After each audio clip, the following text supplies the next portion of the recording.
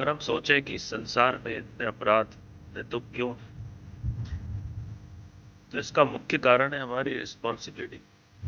तो हमने हमारी जिम्मेदारी, हमारी रिस्पॉन्सिबिलिटी को सीमित कर दो हमारे परिवार तक, हमारे घर।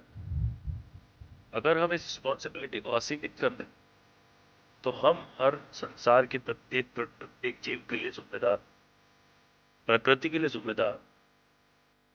आज हम हमारे घर को साफ रख, लेकिन कहीं और जाते हैं कचरा कर देते हैं, क्योंकि हम उस जगह के प्रति हम अपने आप को जिम्मेदार नहीं समझते। हम अपने बच्चों को लिए हम जिम्मेदार हैं, लेकिन दूसरों के बच्चों के लिए जिम्मेदार नहीं समझते, इसलिए हम उन्हें मारने का हक प्राप्त कर सकते। इसलिए हमें जिम्मेदारी असीमित करनी, संसार की एक चीज के लिए अपने आप को रिस्पॉन्सिबल समझना, तभी इस संसार से अपराध और हमारे अंतर में जो दर्द है, जय श्री राम।